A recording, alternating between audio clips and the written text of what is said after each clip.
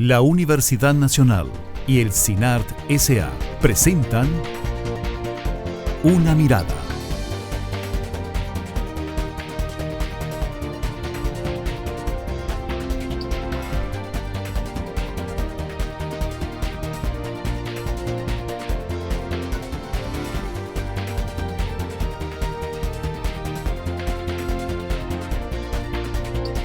Una Mirada.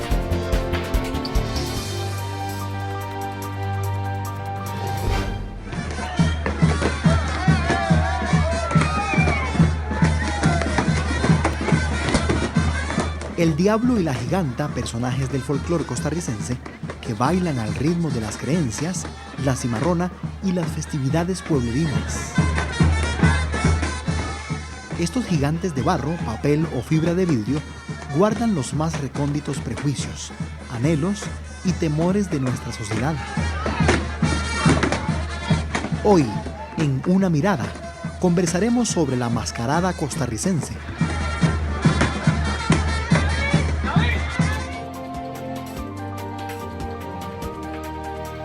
Hola, ¿qué tal? Bienvenidos a una edición más de Una Mirada, el programa de la Universidad Nacional y del CINART S.A. Mi nombre es Maribel Quiroz Jara y en esta oportunidad vamos a hablar de un tema que yo no sé ustedes, pero a mí me encantan, las mascaradas costarricenses. Esta es una tradición muy propia de nuestro país y de nuestra cultura y que nos gusta mucho, pero tal vez no le conocemos tanto, sabemos de dónde viene, sabemos qué significan las diferentes máscaras. De eso vamos a hablar aquí en Una Mirada en esta oportunidad. Para hablar del tema nos acompañan Natalia Herra Castro, quien es bailarina e investigadora de la Universidad Nacional. Muchas gracias por acompañarnos, Natalia. Muchas gracias a ustedes por la También invitación. Natalia está desarrollando un proyecto de investigación del que vamos a hablar más adelante que va a llevar a un espectáculo muy novedoso. Además nos acompaña Mayela Solano Quiroz, quien es la directora del Museo de Cultura Popular, adscrito a la Escuela de Historia de la Universidad Nacional. Bienvenida, gracias por acompañarnos, Mayela. Un gusto a todos. También nos acompaña Guillermo Cubero Barrantes, quien es museólogo del Museo de Cultura Popular de la Universidad Nacional. Gracias por estar con nosotros. Gracias a usted. Y además nos acompaña Luis Miguel Vargas Rodríguez, quien es estudiante de Historia de la Universidad Nacional e investigador de la mascarada costarricense. Dijeron antes del programa que desde antes de nacer, porque usted viene de una familia muy relacionada con esta tradición. Más adelante nos va a contar un poquito al respecto.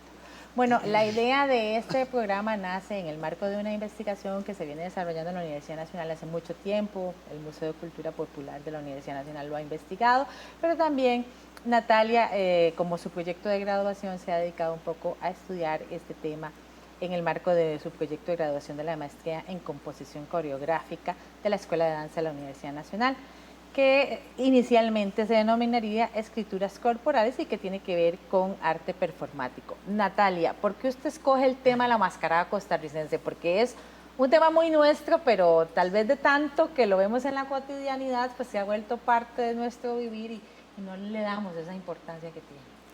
Sí, la inquietud nace un poco por eso mismo que usted dice, es un tema que nos gusta mucho y que nos apasiona montones, por lo menos a mí me encanta el tema de la mascarada. Entonces ha nacido como una manera de introducirme más en la investigación, en la búsqueda de dónde nace la mascarada y cómo podemos desarrollarla y llevarla a otro lugar o a otro momento por medio de la investigación de la danza y por medio del arte del performance. Entonces he venido desarrollando esta investigación y a raíz de un contacto ya más cercano que tuve el año pasado con Bombi y sus chicos en la cimarrona, he venido como inquietándome más por el tema y desarrolló y surgió esta posibilidad de desarrollarlo aún más en mi propuesta de graduación de la maestría en composición coreográfica. Y entonces en eso hemos estado trabajando, en buscar cómo desarrollar todo el tema de la máscara y cómo lograr darle otra visión que nos ayude también en la búsqueda del rescate y la toma de la máscara desde otros lugares, llevarlo a lo popular, de tratar de llevar el arte también más a las comunidades, y qué mejor lugar que el Museo de Cultura Popular, claro, y tan cerca de la gente, de los barbeños, ¿verdad?, que son los que más lo viven con gran pasión, este tema de la máscara. Sí, un tema característico de nuestra cultura, pero también como una punta de lanza del Museo de Cultura Popular de la Universidad Nacional, ¿verdad, Mayela? Sí, claro. Bueno, para el Museo de Cultura Popular es una gran satisfacción que estudiantes de disciplinas, ¿verdad?, afines a la museología, pero que también tienen sus diferencias, tomen como objeto de estudio la mascarada costarricense.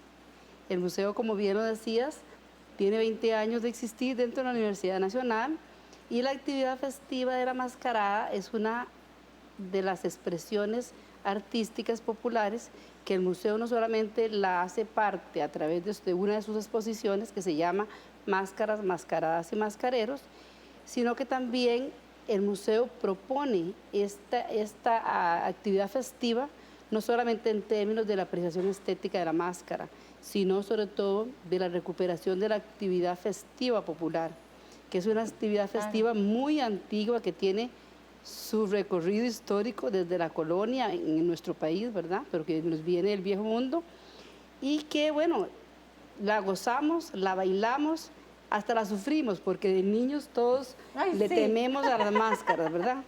Y entonces, sí, la tememos, ¿verdad? Por eso tiene muchas posibilidades de despertar sentimientos, afectos. Entonces, el museo recupera esa actividad festiva, no solo en términos de lo estético del objeto, de la máscara, sino en términos de la tradición festiva, ¿verdad?, que tiene que ver mucho con la actividad festiva religiosa y también como actividad festiva después señalada como pagana, ¿verdad? Sí. Pero que tiene, como le digo, es todo un capítulo para poder seguir conversando de eso en el vamos a hablar programa. Más adelante. Pero definitivamente una tradición muy arraigada en nuestra cultura. Totalmente. Sí, yo estoy muy contento de estar formando parte de este panel. Para mí fue muy grato cuando llegué a participar en el Museo de Cultura Popular. Yo vengo de la museología tradicional, 20 años en el Museo Nacional, entonces llegué y me encontré con un mundo nuevo, un lugar donde la gente trabajaba con mucho amor y tenían temas tan distintos, ¿verdad?, como la mascarada. Me encontré una coalición maravillosa y además en el contexto de un pueblo como el de Barba, ¿verdad?, donde la gente vive, como decía Mayela, no la máscara como un objeto estético congelado ahí en una vitrina, sino lo vive como es parte de su vida, ¿verdad? Entonces, como lo vive Luis Miguel. Exactamente. Cuéntenos, Luis Miguel, usted tiene una historia con esto de las mascaradas. Usted nació con una máscara, probablemente. Sí, con una máscara. Pues sí, crecí entre tarros de pintura, barro y fibra de vidrio. Mi papá, pues, es mascarero. ¿Cómo se llama su papá? Luis Fernando Vargas, conocido como Bombillo. Entonces nací dentro de esto que es esta tradición. Y pues ahora que estoy dentro de la Academia de Historia, pues con Mayela ahora estuvimos hablando sobre la investigación de la mascarada, que no hay ningún acervo académico que hable acerca de ello, como bien lo decía. Todo el mundo conoce la máscara, ha participado de las mascaradas, pero no hay un documento, no hay ningún, no sé, algún trabajo de investigación que haya tratado de dónde viene, qué elementos utiliza y cómo lo vive la gente. Y pues con Natalia ya habíamos trabajado el año pasado en un performance y ahora con esta oportunidad estamos también trabajando y colaborándole un poquito. Lo interesante de esta tradición es cómo se mantiene de generación en generación, como es el caso suyo. Pues sí, bueno, mi papá se la pasó a mis hermanos mayores y mis hermanos mayores nos la pasaron a nosotros y ahora mis sobrinos también están metidos dentro de lo que es esta tradición de la mascarada. Sí, es que es algo como muy propio de las familias, de las comunidades, sobre todo en aquellas comunidades donde es más fuerte, ¿verdad? ¿Cuáles son esas comunidades donde es más común encontrar esta manifestación así tan fuerte como en la familia? Fíjate que históricamente, qué bien que lo señalaste, porque es una actividad familiar. Empieza en Cartago, una de las actividades familiares de la familia de los Valerín, y lo enriquecedor es eso, que es un aprendizaje de generación en generación, de padres a hijos, a hermanos y a la gente del barrio, ¿verdad? Y así llega Barba también, y llega a Cerrí, llega a Escazú con grupos familiares. Por ejemplo, la colección que Guillermo señalaba, que es parte de la exposición del museo, es de los hermanos Arias, ¿verdad? Entonces, En Barba, igual son familias las que posibilitan que ese aprendizaje se pueda transmitir a las nuevas generaciones. Y aunque medien las instituciones como los museos, el Ministerio de Cultura, que cumplimos un papel de ser custodios de este patrimonio cultural, es que este patrimonio le pertenece a las comunidades. Entonces, lo enriquecedor de estas prácticas es el compromiso que adquieren las mismas familias, las personas de las comunidades, para que no se aprenda la técnica de la elaboración de las máscaras, por supuesto con sus nuevas innovaciones que hoy en día la gente le agrega para conservar más el objeto, pero también las características que adquiere la actividad festiva como una manifestación cultural viva, dinámica, ¿verdad? Que tiene sus cambios, porque el patrimonio no es algo que esté congelado, es una actividad viva, es una actividad que se crea y se recrea constantemente. Y que todos y todas disfrutamos de una gran forma. De eso vamos a hablar más adelante. ¿De dónde viene la mascarada costarricense? Quédese con Una Mirada, que ya volvemos.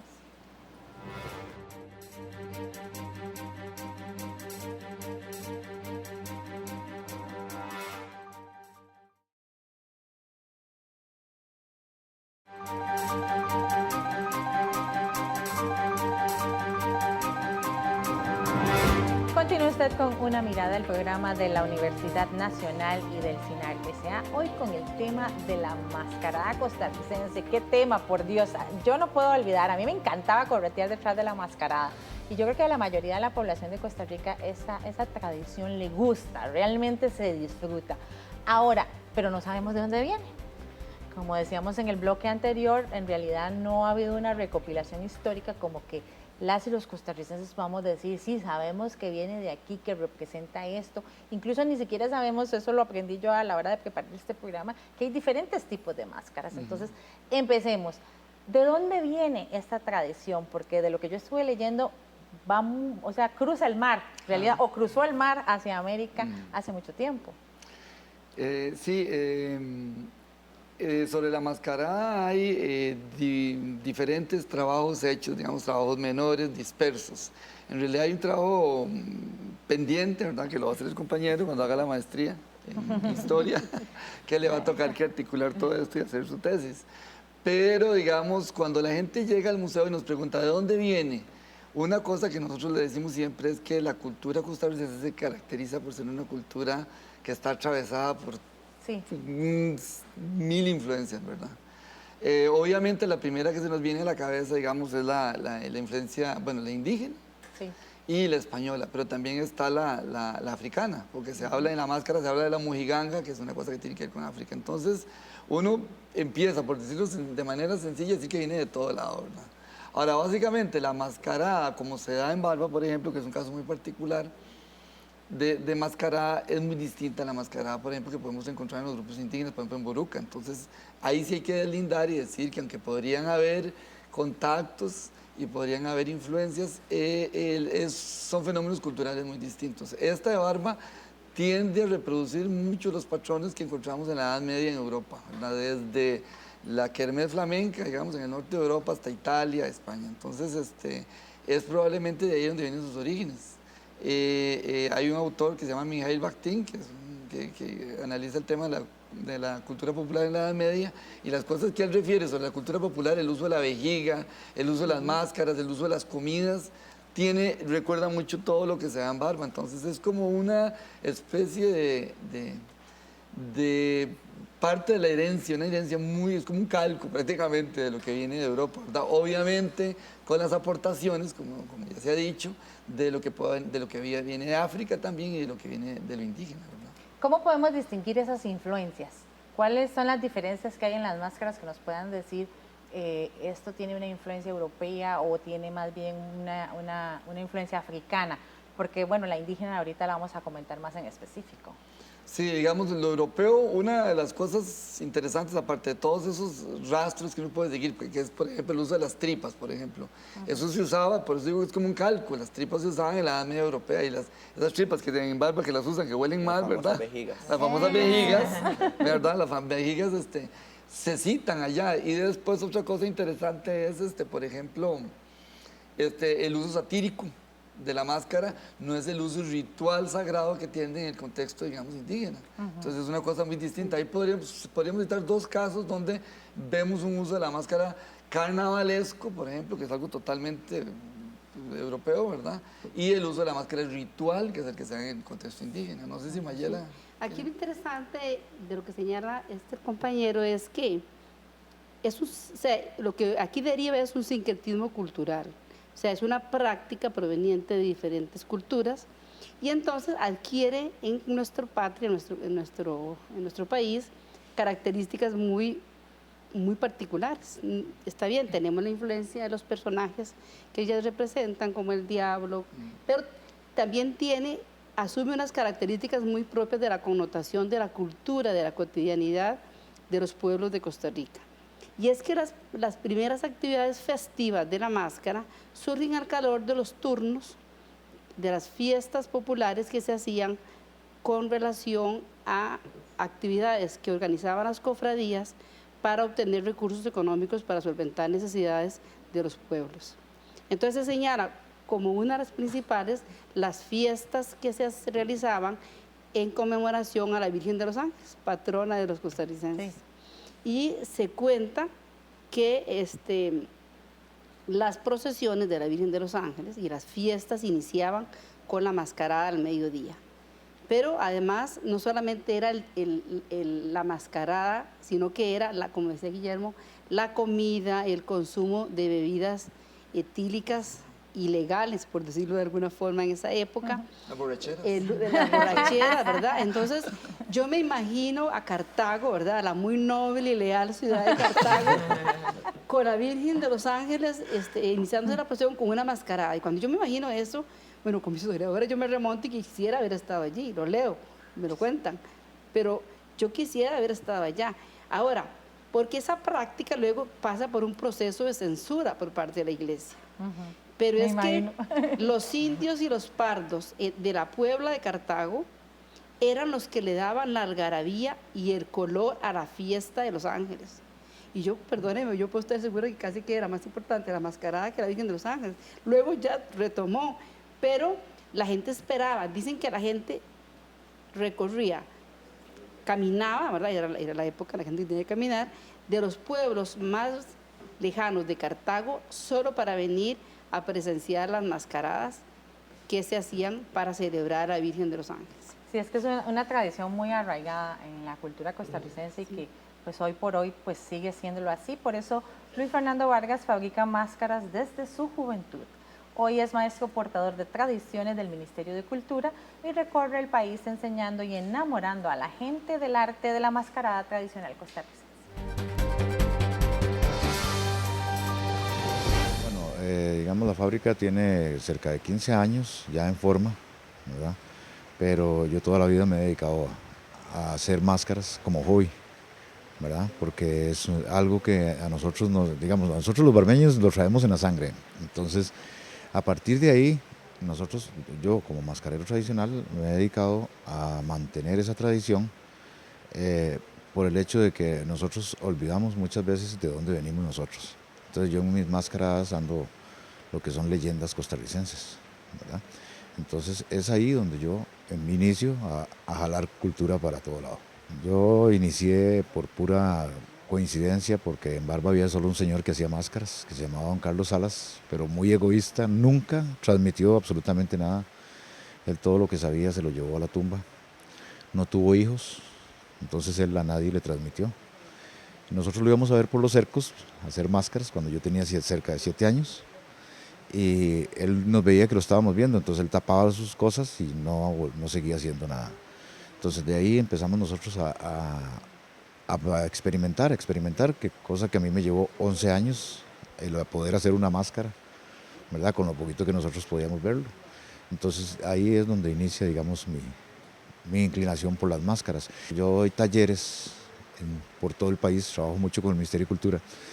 Yo soy maestro portador de tradiciones del Ministerio de Cultura y entonces ellos me llevan casi que a todo el país a impartir talleres y ahí es donde nace e inicia, digamos, porque en un grupo de 15 yo tiro un granito de arena y alguno de todos sale mascarero, ¿verdad? Y es que el tema de la mascarada costarricense en realidad es un arte, es mucho más que el vacilón en la calle, ¿verdad? Luis Miguel, usted que se ha criado en este ambiente, ¿verdad que las máscaras son distintas? Todas tienen un concepto diferente en su origen.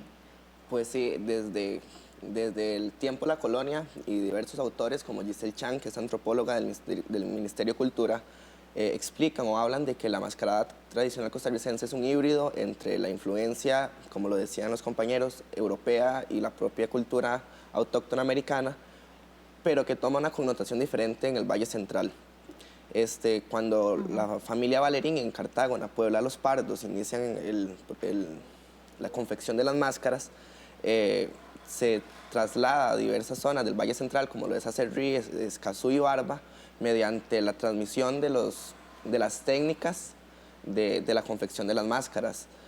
Bueno, en el caso de Barba, don Carlos Salas Cabezas es quien inicia la confección de las máscaras en Barba, luego lo sigue don Beto Vega y bueno, ya más contemporáneamente Adrián Villegas, Francisco Montero y los demás mascareros que se encuentran en Barba.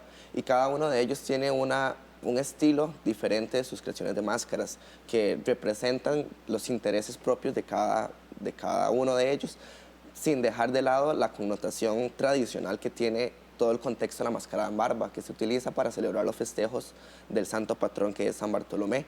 Sí. Pero cada mascarada tiene su propio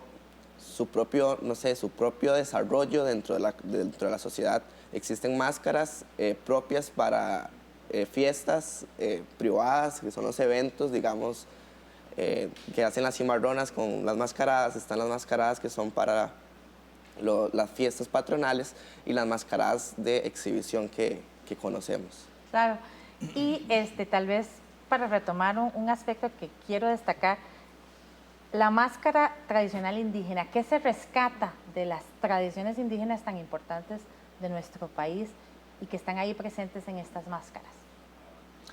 Bueno, en primer lugar, que la actividad festiva, la mascarada, no es indígena. O sea, el uso de la máscara por parte de las culturas indígenas tiene una connotación más ritual, incluso totémico, incluso relacionado en actividades muy espirituales, ¿verdad?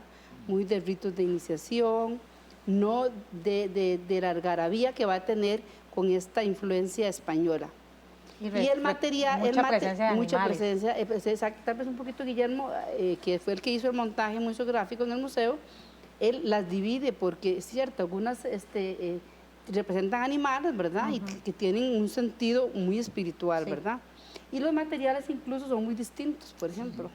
Ellos no trabajaron nunca la máscara de papel, no, trabajaron el jade, trabajaron la piedra, trabajaron el oro.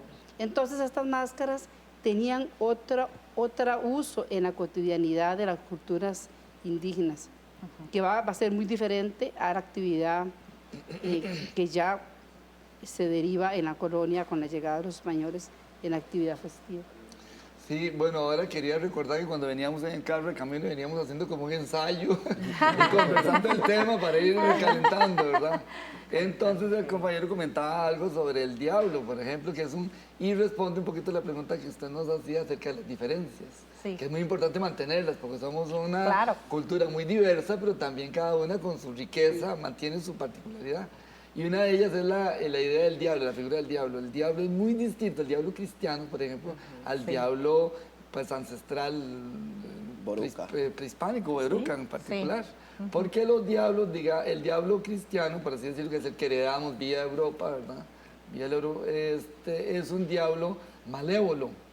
En tanto que el otro, digamos, el diablito que se puede encontrar, es un espíritu que no necesariamente es malévolo, no es maligno, eso es un espíritu que es inocente de alguna manera, o sea, no es bueno ni malo. Entonces, sí es importante tal vez rescatar en este punto que estas diferencias es algo que nos caracteriza a nosotros como costarricenses, en el sentido que nuestra cultura es tan diversa y tan rica que se puede encontrar una cosa como la tradición mascarera barbeña, por ejemplo, que incluso puede tener diferencias con la tradición mascarera Cartago o con la escazuceña, etc. Entonces, y aún más con la de la herencia prehispánica, ¿verdad? O la boruca, por ejemplo, que es tan particular y tiene su sello tan particular, ¿verdad?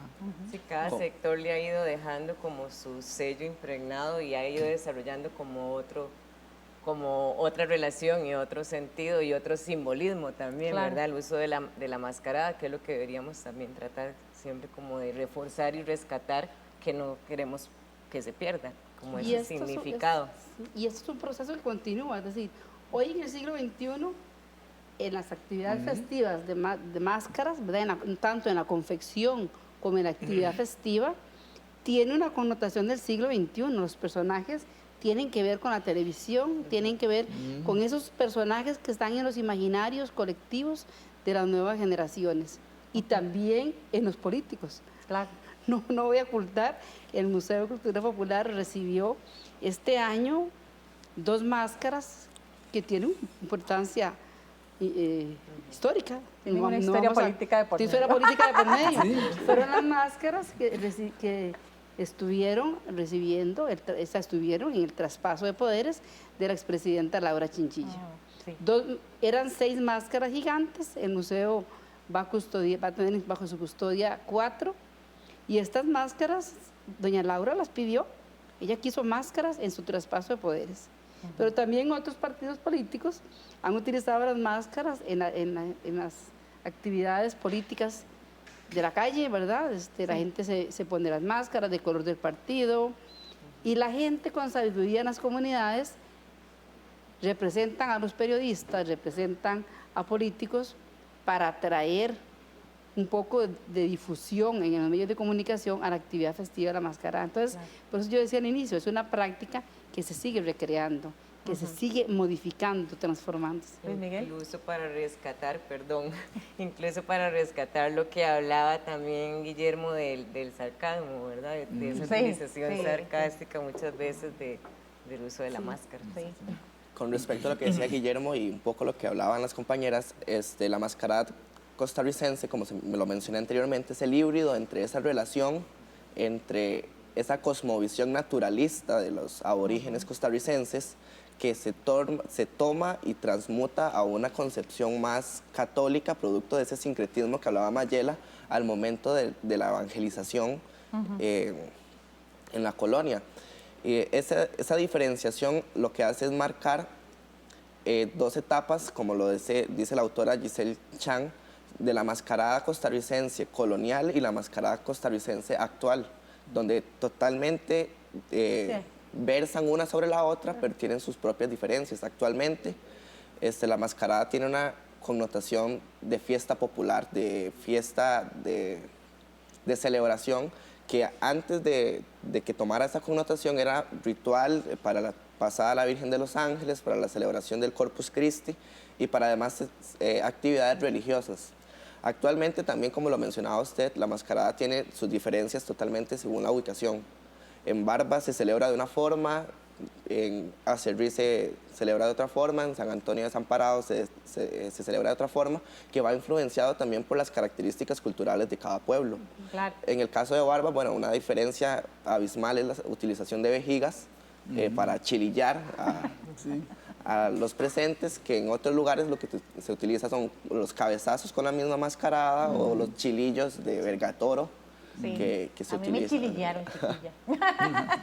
De hecho, muy importante eso que ustedes están hablando, porque sí, o sea, tiene una connotación festiva, carnavalesca, pero también en el fondo tiene una cierta crítica social, ¿verdad? O sea, hay una representación ahí de lo que la gente piensa de determinadas cosas, sobre todo ahora que se involucraron las figuras públicas en el tema de la mascarada. Y es un poco lo que el montaje que nos convoca sobre el tema de la mascarada costarricense ha tratado de recuperar. Sofía Zúñiga es gestora académica de la Escuela de Danza de la UNA e interpreta un personaje de esta producción de la Universidad Nacional que pretende el rescate de la mascarada costarricense y el valor de las máscaras en la sociedad actual. Su papel en la obra refleja que todos llevamos una máscara en nuestro diario vivir. Este proyecto no solo es una visión de lo que es la mascarada tradicional costarricense, sino también una interpretación de la máscara como una forma de la sociedad costarricense para también ir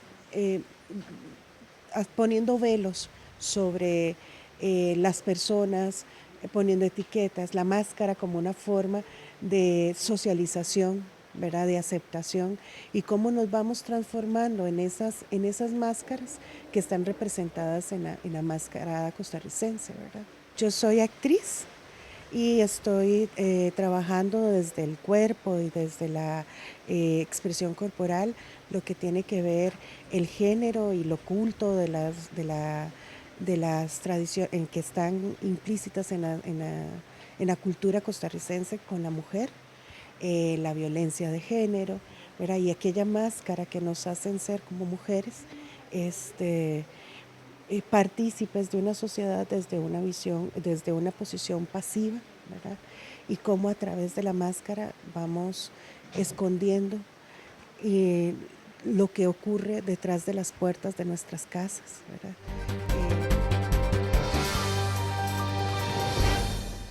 Es que estas máscaras, como decía Enid, no solo tal vez es la máscara que cada uno de nosotros portamos según lo que estemos viviendo, pero también hay una crítica implícita ahí al hacer mofa de algunos personajes o temas propios de nuestra cotidianidad a través de la mascarada.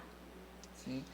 Bueno, uno de los componentes básicos de la mascarada, por lo menos esta versión, digamos la barbeña y la mascarada, lo que conocemos como la mascarada popular en Costa Rica, es el componente satírico. Y eso tal vez hay una cosa que se puede decir ahí que es muy importante, y es que las expresiones de la cultura popular se caracterizan por ser dinámicas. O sea, no es que existe una cosa aquí congelada que nunca va a cambiar. Por ejemplo, es muy normal que se incorporen técnicas y que se incorporen, digamos, cambios en la expresión de la práctica, porque es una práctica cultural que es de por sí ya viva, que es viva.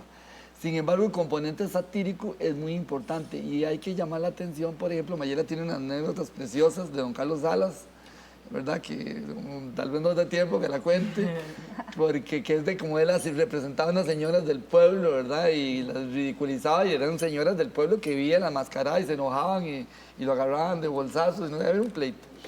Pero sí es muy importante ese componente. Lo importante es cómo ese componente satírico, que es un poco destruir la imagen, el ego de las figuras públicas y todo, sí ha ido cambiando, y las figuras públicas lo han ido captando, lo han ido incorporando para hacerse publicidad.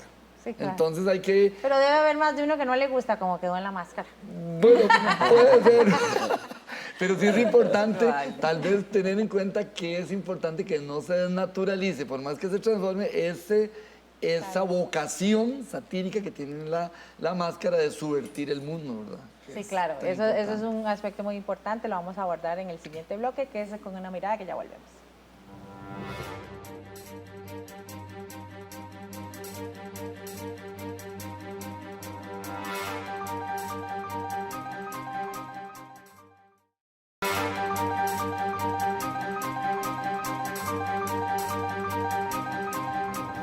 Regresa usted a una mirada del programa de la Universidad Nacional y del CINAR S.A. hoy con el tema de la mascarada costarricense, que como hemos venido hablando, va más allá de un simple vacilón. También hay una presencia crítica, el abordaje de temas que tienen que ver con lo que le preocupa a la sociedad costarricense.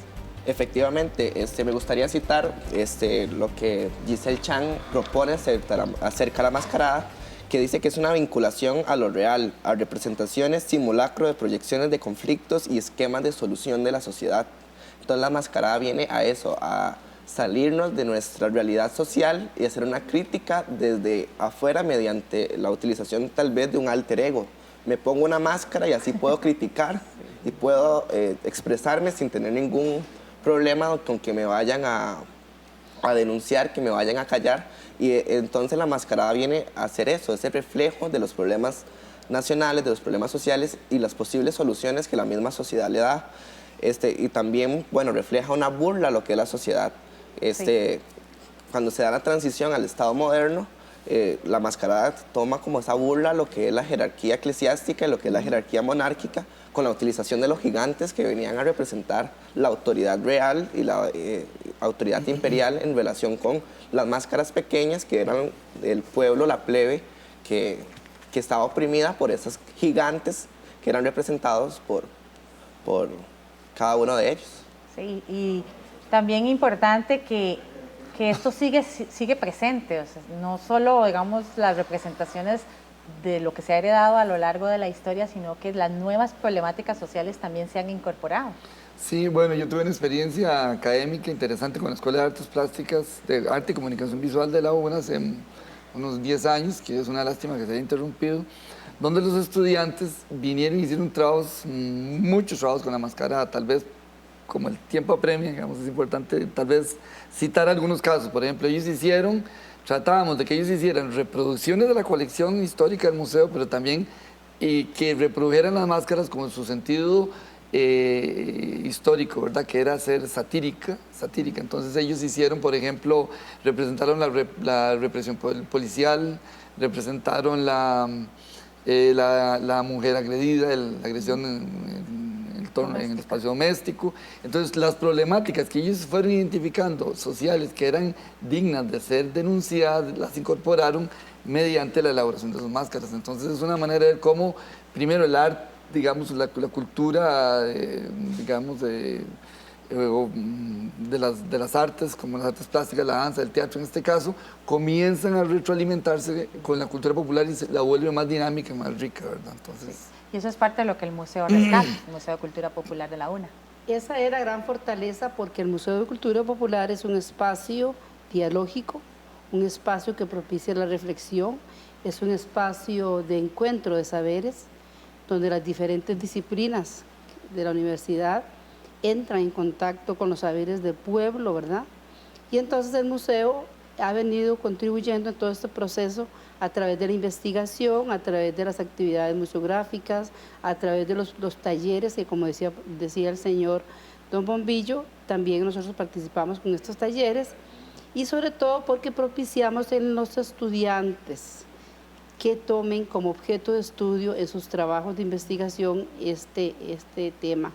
No quiero terminar sin antes señalar que por dicha en el año 1996, bajo el decreto número 25724-C, el gobierno de Costa Rica estableció el Día de la Mascarada costarricense, el 31 de octubre, un poco, y qué bueno, porque fue para contrarrestar esta influencia masiva que hay en los medios de comunicación y en nuestro medio para celebrar Halloween. Entonces, desde ahí se ha venido trabajando. Otra cosa de relevancia es que dentro de los premios que el Ministerio de Cultura otorga, en el año 2008 se le dio el Premio Nacional de Cultura Popular Tradicional a un mascarero oriundo de Cartago, de Oramuno de Cartago, don Guillermo Martínez Solano, que obtuvo el premio de ese año. Y el museo, como les decía, no solamente sigue propiciando la investigación con nuestros estudiantes en la universidad, sino que también sigue siendo ese espacio de disfrute, ¿verdad?, para que las comunidades puedan volver a disfrutar de esta actividad tan linda, y como vos decís, Maribel, sí, todos la gozamos, la sufrimos, porque en una exposición incluso le llamé mascarada, burla y miedo, porque es que es cierto, la mascarada genera todos sus sentimientos a la vez. Y muy importante destacar, para hablar un poco del espectáculo que pues, nos trajo a hablar de este tema tan importante, la mascarada costarricense, es precisamente esa participación de diferentes sectores, ¿verdad? Sí. Kimberly Ulate es bailarina y ella está participando de esta producción de la Universidad Nacional que pretende rescatar la mascarada costarricense. Ella comenta cómo Barbeña se sintió muy identificada con esta nueva propuesta artística.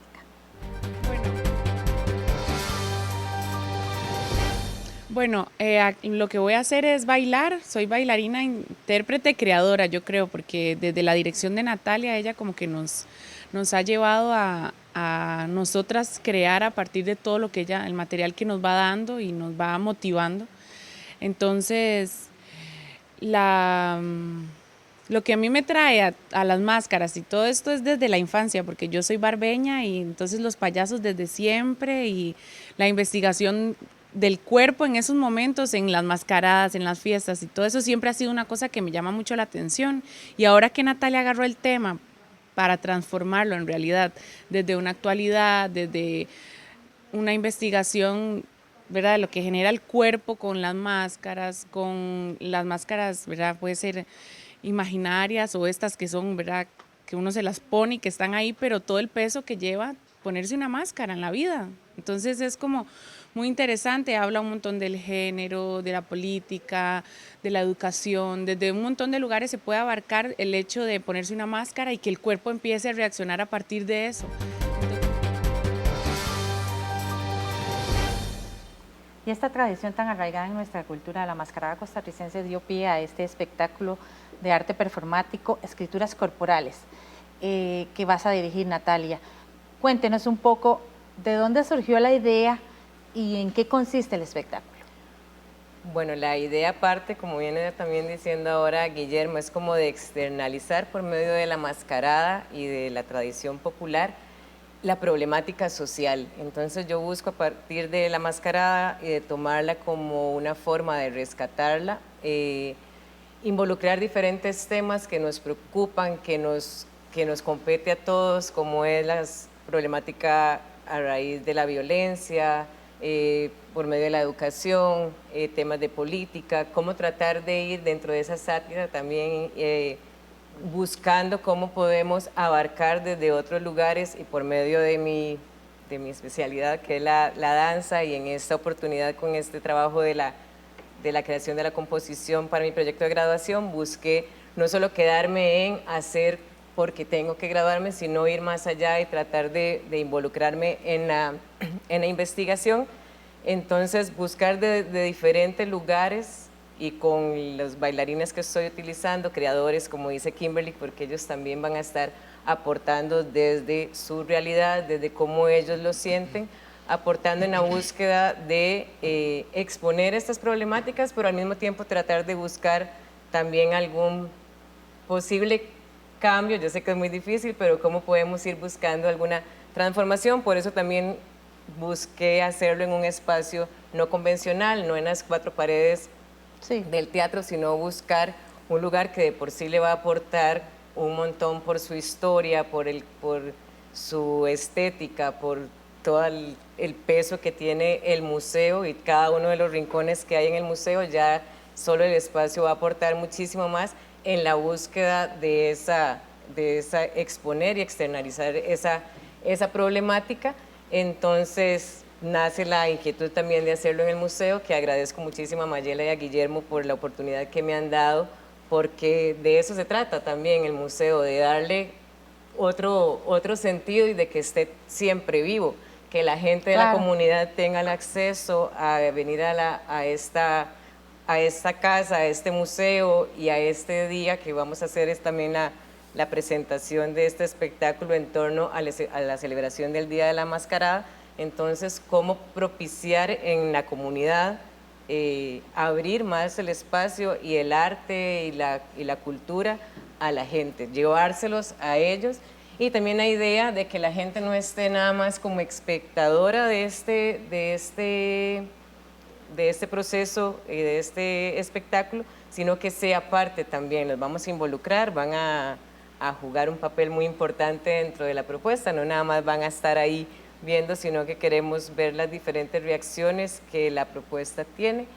Y otra cosa importante, como decía Kimberly, va a ser un proceso muy que nazca. Yo quiero trabajar mucho con el cuerpo y la corporalidad de lo que cada uno siente con cada uno de los temas. Entonces vamos a hablar sobre la violencia, como dije antes, sobre la política, sobre problemáticas de educación, tal vez cosas ya más personales y más introspectivas, pero desde lo que a ellos les genera desde el cuerpo y el peso que esta máscara les puede generar o nos genera, que también veníamos hablando ahora, cómo a nivel social nos tenemos que ir poniendo capas y capas para poder como hasta sobrevivir, ¿verdad? A veces, entonces para poder sobrevivir a un problema, a una realidad, en un trabajo, en la casa, a veces tenemos que tener como muchas capas que nos vamos poniendo, muchas máscaras y cómo tratar de sacarlas también. Las máscaras nuestras de cada día están en sí. este proyecto de graduación de la maestría en composición coreográfica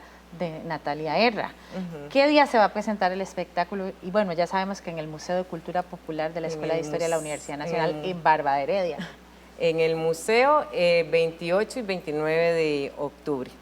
Vamos a estarlo presentando para que se acerquen y vengan a celebrar con nosotros el Día de la Mascarada y sean parte de este performance y de esta propuesta coreográfica. Insistir en que no es un espectáculo a puerta cerrada en que uno está sentado, sino que hay una interacción en todo el espacio del museo.